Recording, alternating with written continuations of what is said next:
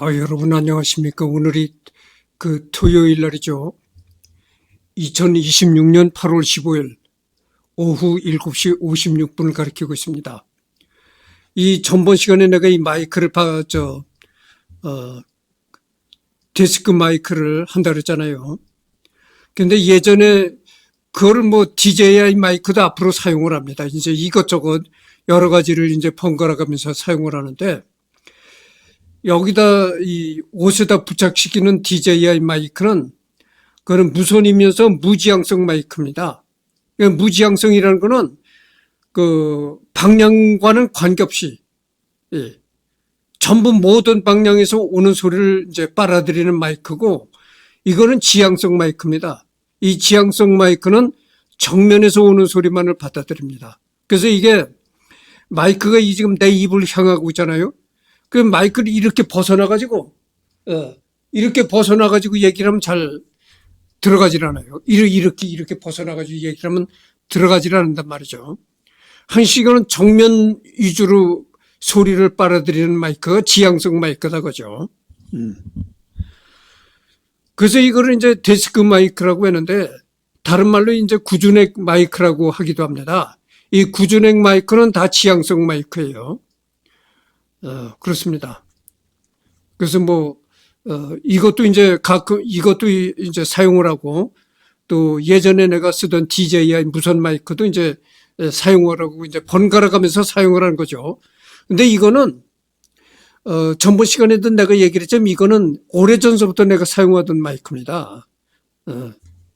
그렇다는 걸 말씀드리고요. 이번에는 갈릴레오 갈릴레이, 이 사람인데 이 사람이 망원경을 발명한 사람입니다. 이 천문학 같은 거를 여러분들 밤하늘의 별자리 같은 걸 보려면은 망원경이 필요하잖아요. 이 사람이 그래서 이 사람도 천문학자인데 별자리를 연구하고 이런 사람이었었는데, 이 사람이 망원경을 발명했다 이런 얘기입니다. 그래서 본명은 이제 갈릴레오 디빈첸초 보나이우티 데갈릴레이, 이름이 깁니다. 갈릴레오 갈릴레이 원래 조상의 성씨는 보나이우티였지만 후손들이 그를 존경하는 뜻에서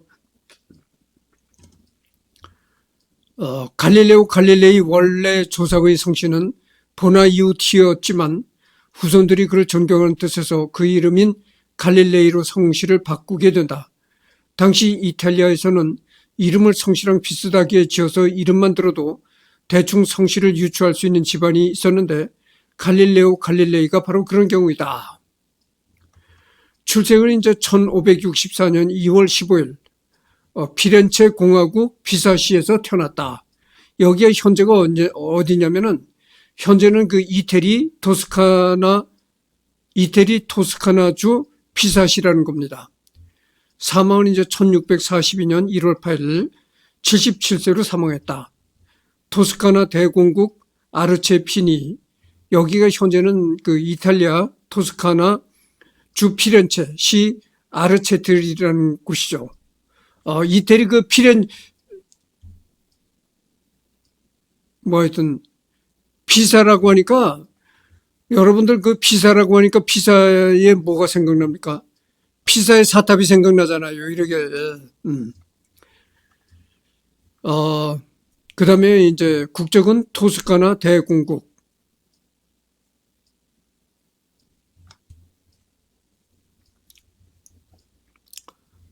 직업은 천문학자, 수학자, 물리학자, 철학자. 학력은 발롬브로사 수동원.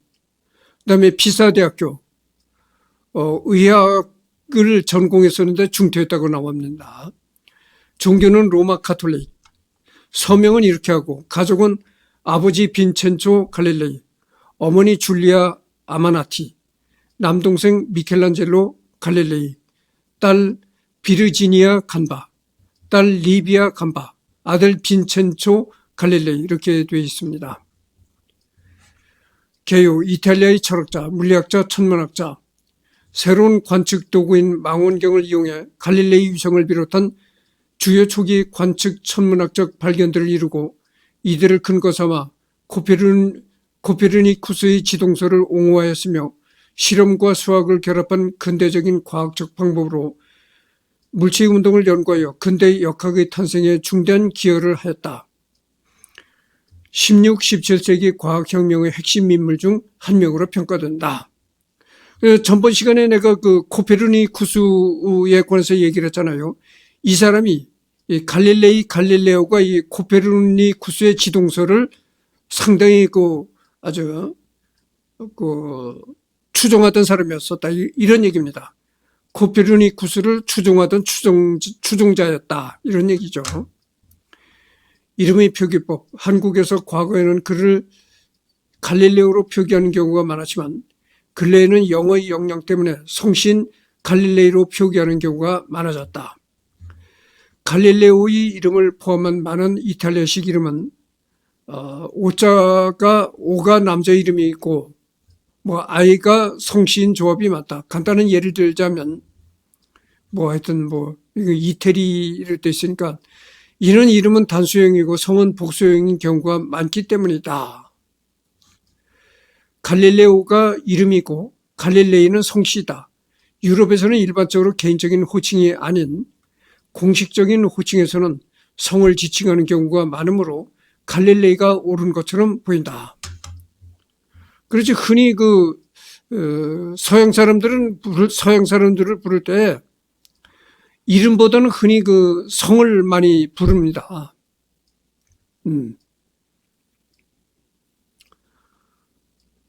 그래서 지금 미국 대통령도 도널드 트럼프잖아요, 이름이. 근데 이름은 도널드고, 트럼프는 성입니다. 그래서 그냥 성을 불러서 트럼프 대통령 하는 거죠.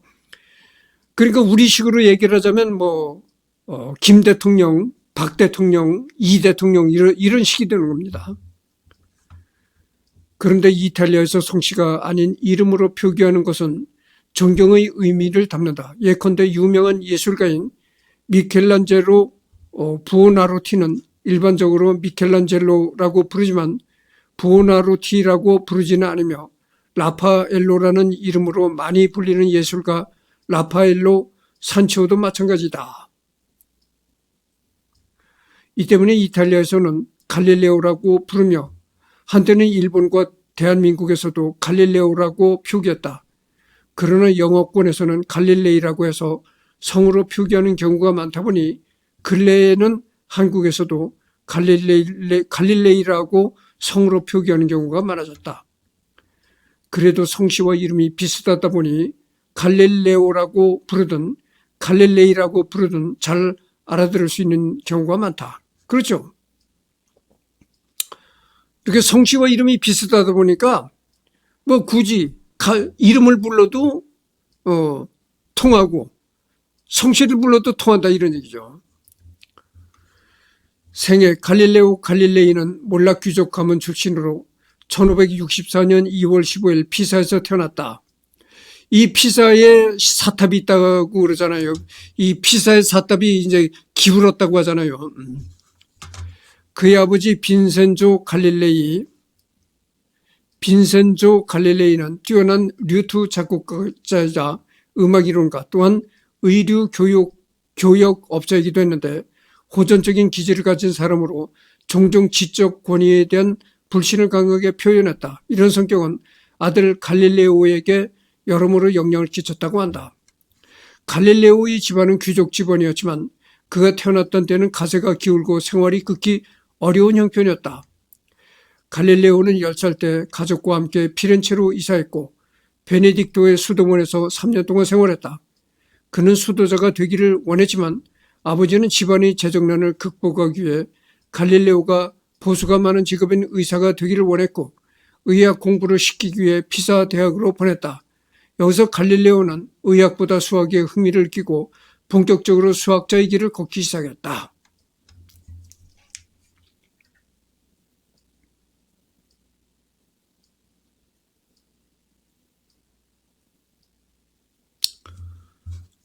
여기서 보면은 이제 보수가 많은 직업인 의사가 의사란 직업이 보수가 많다 이런 얘기인데 나도 예전엔 그렇게 생각했어요. 의사가 보수가 높은 직업이다 이렇게 생각했는데 의사라고 무조건 보수가 높은 것이 아닙니다. 여러분들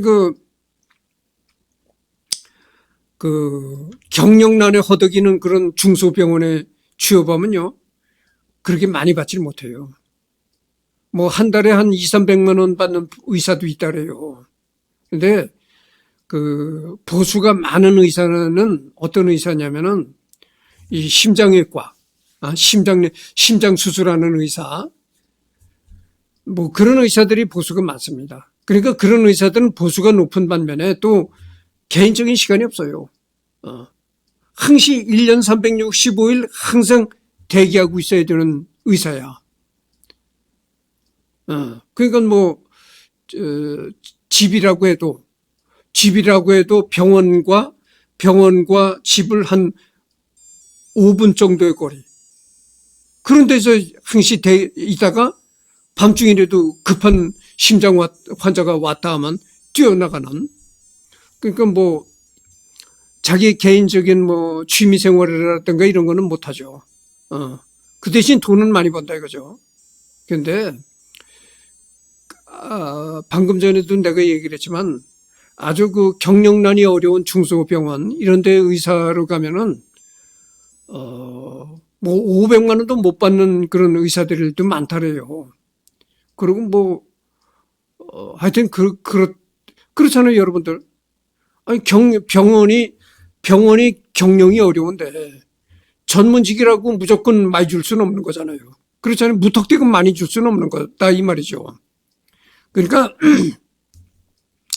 아무리 전문직이라 하더라도 그 병원 형편에 따라서 주는 것이지.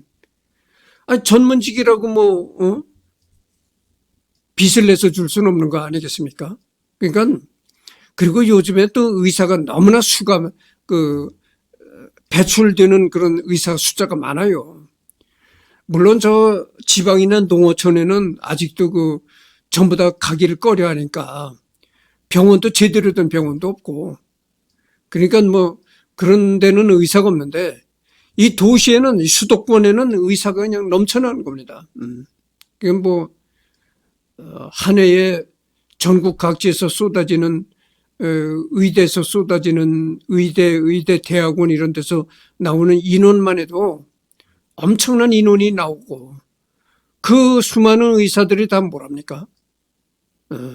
뭐 큰 병원에 취업하는 건 극히 일부분이고 대부분 뭐 중소병원 아니면 자기 개인 병원 이런 거나 하는데 어려워요. 무조건 의사라고 많이 받는다고 생각하면 그건 잘못입니다.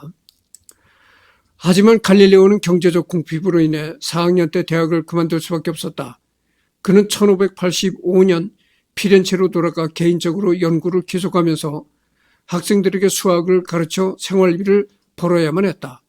갈릴레오는 교수 자리를 얻기 위해 몇몇 대학에 편지를 보냈고 결국 피사의 모교에서 수학 교수직을 제안받았다. 대신 보수는 형편없었다.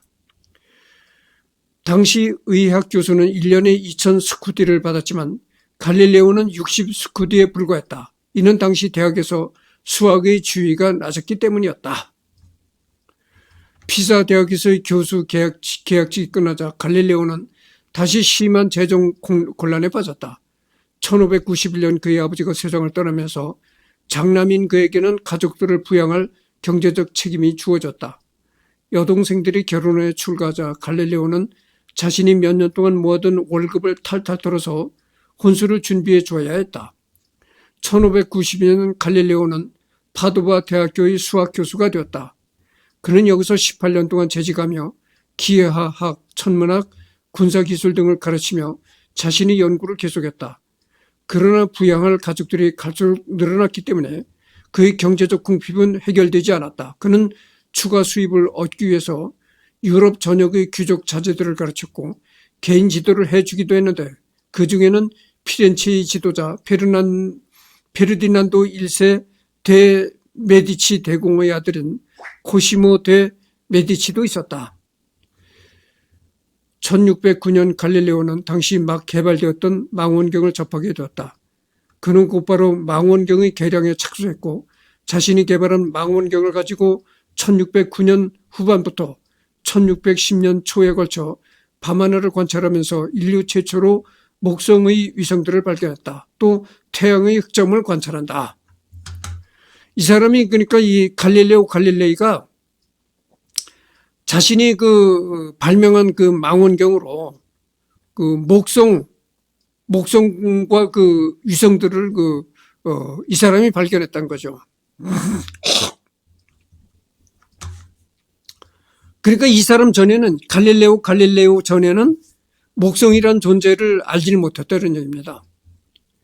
목성의 위성을 통해 우리는 지구와 일년 주기로 태양 주위를 회전하고 있으며 다시 그 주위를 따라 돌고 있다는 사실을 너무나 두려워한 나머지 코페르니쿠스 체계를 거부하고 우주의 이러한 체계마저 거부해야 한다고 생각하는 사람들이 의심을 잠재울 수 있는 강력하면서 우아한 주장을 갖는다.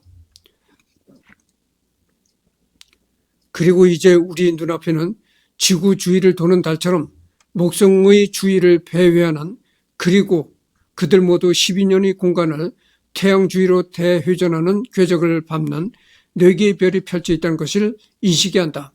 갈릴레오의 저서 시데리우스 눈치우스. 그러니까 이 지구가 이렇게 태양을 이렇게 공전한다는 것을 이 목성을 통해서 알게 됐다는 겁니다. 이 목성을 발견함으로써 우리 지구도 이제 태양을 이렇게 도는 존재로구나 이렇게 그래서 알게 됐는 거죠. 그래서 이걸 보면은 참 이게 서양이 이 과학적인 마인드가 상당히 발달했어요. 이 서양이 과학의 두뇌가 상당히 발달한 사람들이 많았어요. 여러분들 생각해 보세요. 1500년대에 우리나라는 그 조선시대인데, 조선시대 중반기쯤 되는데, 그때 이렇게 그걸 보면 지금은 한국 사람들이 이제, 과학적인 교육을 받고 그래서 이제 굉장히 획기적인 연구를 많이 하잖아요. 근데 하여튼 이 시대의 조선은 정말 호랑이 담배 먹던 그런 지경이었죠.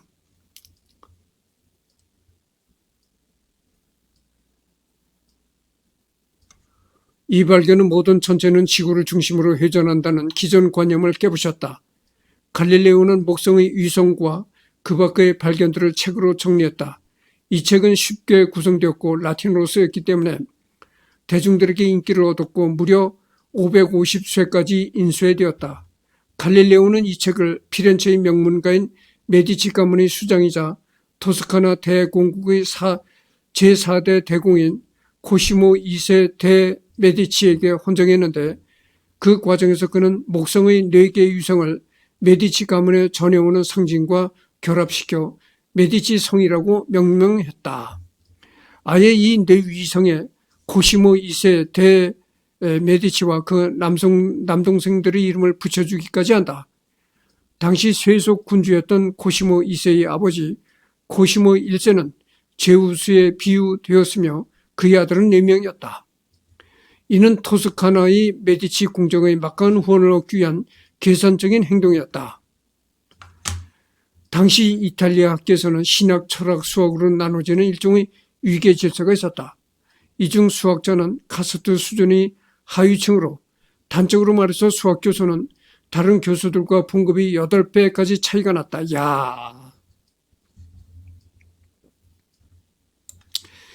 이때 이 갈릴레오가 살았던 시기에는 이탈리아에서 그 수학을 가르치는 수학 교수를 아주 푸대접했다는 거예요. 그러니까 여기도 나와 있잖아요.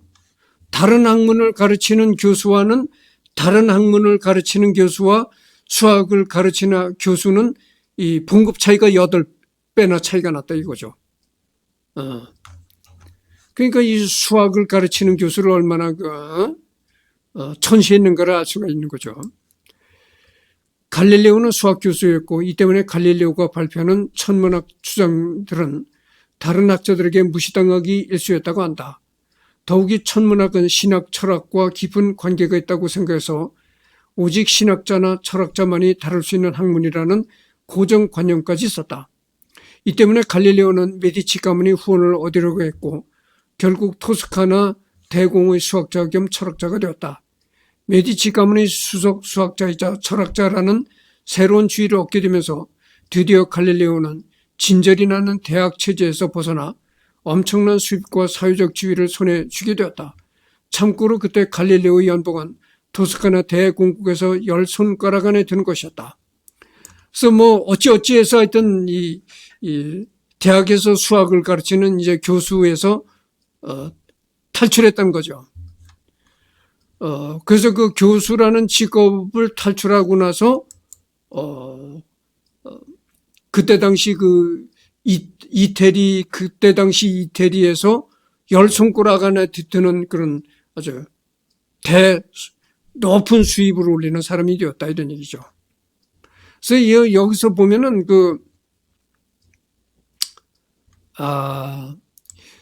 이때의 갈릴레오가 살았을 때의 이태리는 이 천문학이 있잖아요. 이 우주를 바라보고 우주를 관찰하고 별을 관찰하는 이런 천문학을 지금 이 천문학이 수학과 연결이 되어 있잖아요. 이 모든 과학은 이 수학과 불가분의 관계가 있는 것입니다. 그래서 지금 이 천문학은 이과 계통의 학문으로 분류를 하고 있어요. 그런데 이 갈릴레오가 살았을 당시 이태리에서는 이 천문학을 신학과 철학같이 이렇게 문과 계통으로 취급했다는 거죠. 1611년 로마에 도착한 갈릴레오는 교황 바오로 5세를 접견했다. 교황청은 이 저명한 학자를 환영했고 그에 걸맞은 대접을 했다. 교황을 접견하려는 이는 누구라도 교황 앞에 무릎을 꿇어야 했지만 교황은 그 전통을 깨고 갈릴레오를 무릎 꿇게 하지 않았다. 당시 교황청의 주도 세력이었던 예수회 또한 갈릴레오의 주장을 지지했다. 갈릴레오는 로마에 머무르는 동안 여러 곳에서 강연하지 않았다.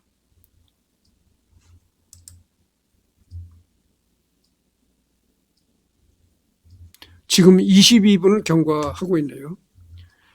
하지만 반대 세력도 당연히 존재했다. 아리스토텔레스의 우주관을 지지하는 사람들은 갈릴레오에게 끊임없이 태클을 걸었다. 개중에 토마소 카치니라는 도미니 교회의 수도자는 종교재판소에 갈릴레오를 이단 혐의로 고발하기까지 했다. 종교재판소는 조사에 착수했지만 카치니의 주장이 근거가 없다고 판결한 후 아무런 조치도 취하지 않았다. 단 코페르니쿠스의 주의에 대한 공식적인 견해를 갈릴레오에게 요청할 필요가 있다는 주장을 제시했다. 갈릴레오도 이런 분위기를 알았다. 크리스티나 대공 부인에게 보내는 편지에서 코페르니쿠스 가설의 정당성을 옹호하며 아우구스티누스의 발언을 인용하면서 성경을 올바로 해석해야 한다고 주장했다. 그리고 아리스토텔레스 주의적 철학자들을 피상적이며 불성실한 종교적 열성을 가진 천박하고 저속한 저자로 공격했다. 토마소 카치니가 갈릴레오를 공격하고 1년 뒤 갈릴레오는 다시 로마로 향했다. 자신을 방어하고 코페르니쿠스에 대한 그들의 이 의견이 잘못되었음을 개인적으로 로마 당국에 설득하기 위해서였다. 문제는 이 당시 로마의 분위기가 갈릴레오의 1차 방문 때와는 달리 호의적이지 않았다는 것이다. 종교개혁의 여파로 인해 교황청은 새로운 것에 민감한 상태였고 갈릴레오의 주장이 물리학과 수학의 한계를 넘어 성경을 해석하는 신학자의 영역까지 침범하려 든다고 여겨 그를 만나기를 꺼렸다. 갈릴레오는 침묵하지 않고 이곳저곳에서 논쟁을 하며 분위기를 바꿔보려고 했으나 소용없었다. 교황청은 모든 성경 해석에 그리고 어떤 방법으로도 교황청의 권위에 문제를 제기하는 행동에 매우 민감했다. 개인이 그들 고유의 방식으로 성경을 해석할 수 있다는 개신교 개혁론자들의 주장과 성경을 코페르니쿠스의 가설과 일치할 수 있도록 재해석해야 한다는 갈릴레오의 주장은 교황청이 보기에는 별 차이가 없어 보였다. 저명한 신학자이자 천문학자였던 로베르토 벨라르미노 추기경은 그에게 코페르니쿠스적 우주관을 설파하려는 시도를 멈추라고 권했고 갈릴레오는 그것을 받아들여 그만두게 되었다.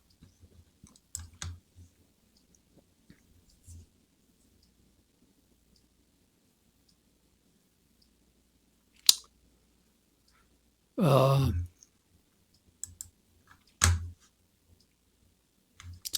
1613년 흑점에 관한 편지들이라는 저서를 냈는데 이후 그 내용을 높게 평가하지만 지구가 움직인다는 것만은 성경의 반함으로 믿을 수 없다는 이 의의를 피사대학으로부터 받자 그는 이렇게 답했다. 성경에는 거짓이 없으며 성경은 잘못될 수 없습니다. 단지 성경을 해석하는 사람이 간혹 잘못하는 것입니다. 성경은 진리를 가르치는 것이며 과학을 가르치는 것은 아닙니다. 그렇죠.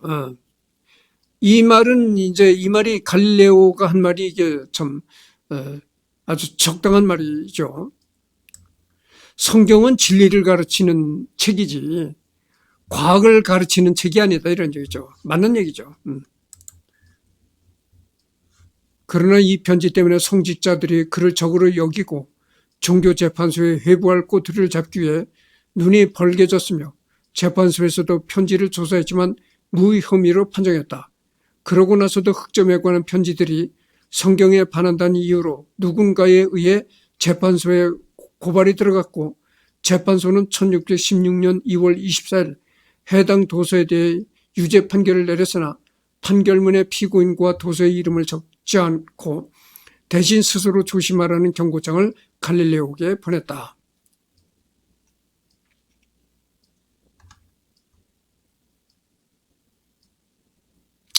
이걸 읽어보고 이런 또 생각이 듭니다. 여러분들 너무 세상을 앞서가는 사람은 말이죠.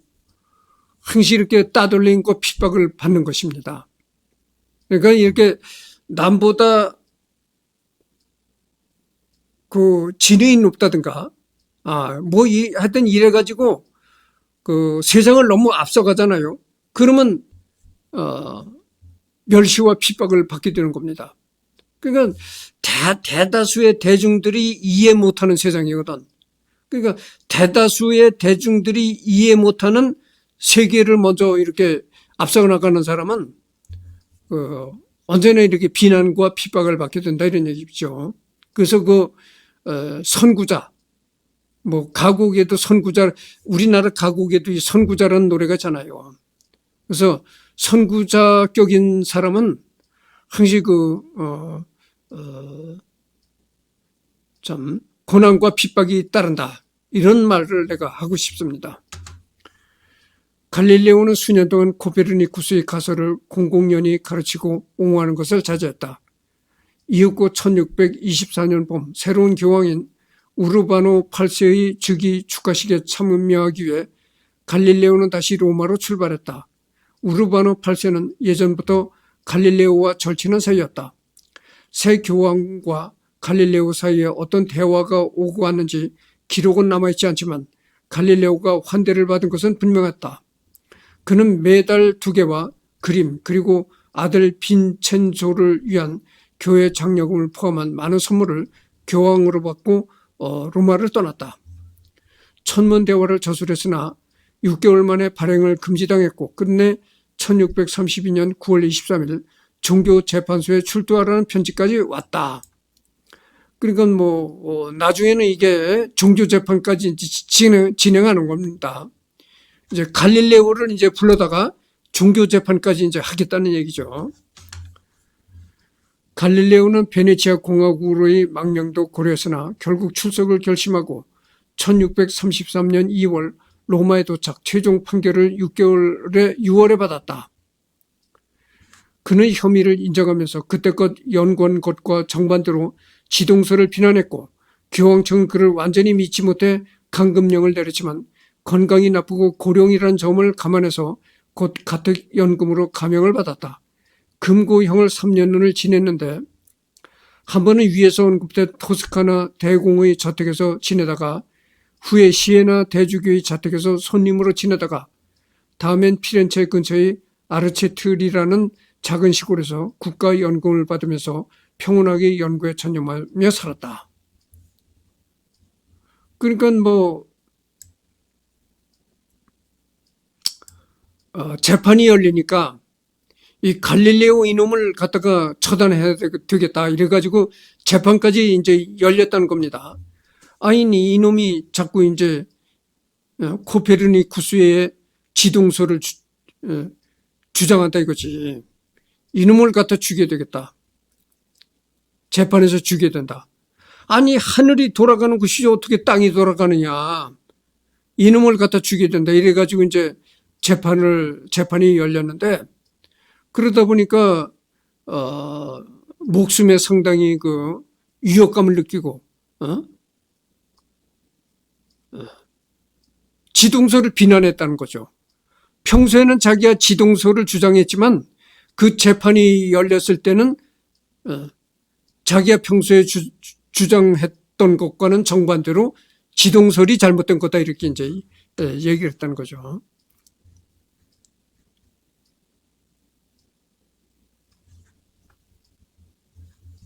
(31분을) 경고하고 있습니다.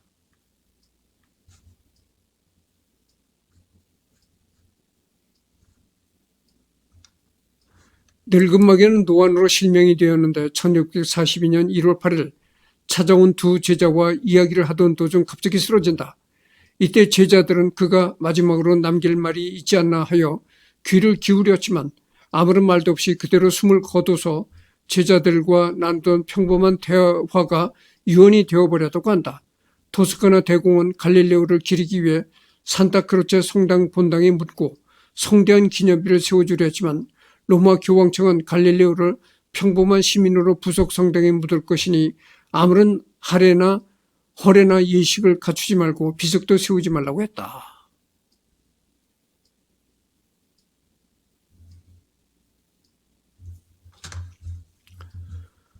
갈릴레오의 제자로 스승을 열렬히 추종했던 빈첸초 비비아니는 이를 무척 애석해했고 평생도록 스승에게 더 훌륭한 무덤을 만들어 드리기 위해 애썼다. 그러나 그는 끝내 뜻을 이루지 못했고 결국 자손들에게 이를 유언으로 남겼다. 사후 95년째 되던 해 마침내 비비아니의 후손에 의해 묘비가 세워졌고 그의 업적을 기리는 내용이 새겨졌다. 그런데 갈릴레오의 무덤이 다시 만들어지면서 이장할 때 갈릴레오의 관 외에 또 다른 관이 하나 첩정되어 있었음이 발견되어 사람들을 경악시켰다. 해당 관의 시신은 사망 시기 자체는 갈릴레오와 크게 차이가 나지 않으나 훨씬 젊은 나이에 사망한 여성의 것으로 밝혀졌기에 두 시신 중 누가 갈릴레오인지 자체는 쉽게 판별할 수 있었다. 결국 비비아니를 알던 사람들에 의해 내려진 결론은 이 시신은 아버지보다 8년 앞서 사망한 갈릴레오의 장녀 비르지니아라는 것, 스승의 무덤을 만족스럽게 만들어 드리지 못하고 스승의 무덤을 만족스럽게 만들어지지 못해 절망한 비비아니가 대신 그가 생전 사랑했던 존재를 무덤에 바쳤던 것이었다. 비르지니아와 갈릴레오의 시신은 함께 이장되었고 그녀는 지금도 아버지 옆에 함께 묻혀있다. 그러니까 딸과 아버지가 이렇게 함께 이렇게 묻혀있다 이거죠.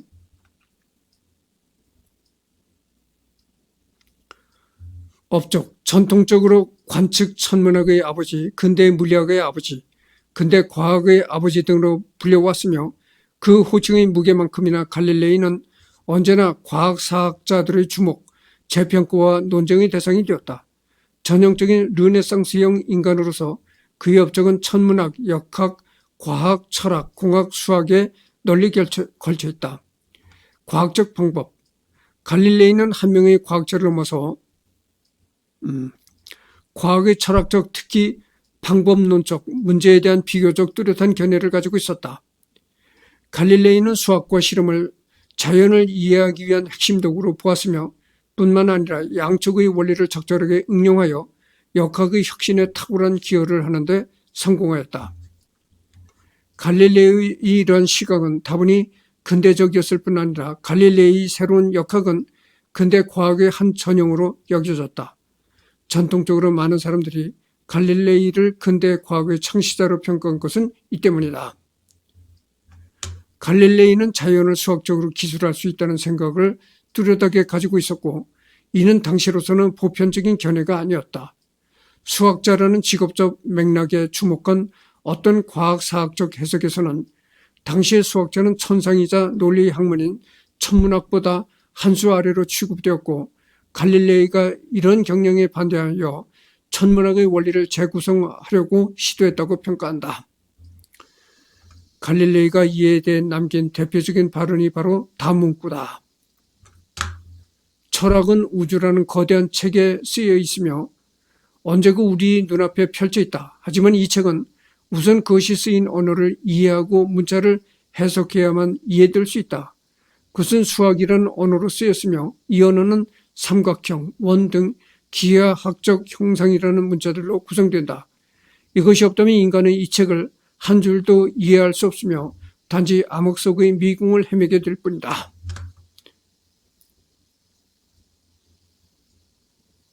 지금 그 36분을 경고하고 있습니다. 갈릴레이는 자신의 과학적 가설들을 설명하기 위해 여러 잘 설계된 실험 장치를 이용하였다. 당시 과학을 하는 방식으로 연역적 추론이나 자연에 대한 수동적인 관찰은 흔히 이루어졌으나 갈릴레이처럼 통제된 환경에서 정량적인 실험을 한 경우는 특히 역학 분야에서는 거의 전무했다. 그의 경사면 실험 등은 실험과학의 역사에서 빼놓을 수 없는 사례이다. 때문에 전통적인 학자들은 그의 실험적 방법이 근대 과학의 초석을 닦았다고 평가했다. 다만 최근 여러 학자들이 갈릴레이가 실험의 역할에 대해 일관적인 견해나 방법론을 갖고 있지 않았다고 지적하면서 갈릴레이가 철저한 실험주의자였다는 견해는 힘을 잃었다. 이 부분은 갈릴레이가 자연에 대한 경험의 중요성을 인지하면서도 한편으로 실험이 여러 변수로 인해 자연 법칙을 그대로 보여줄 수는 없을 것이라는 유보적인 자세를 취한 데서 기인한다. 지금 그 38분을 경고했습니다. 그래서 여기서 끝을 맺고 내일 또 시간 있죠. 내일은 여기 천문학 여기서부터 하도록 하겠습니다.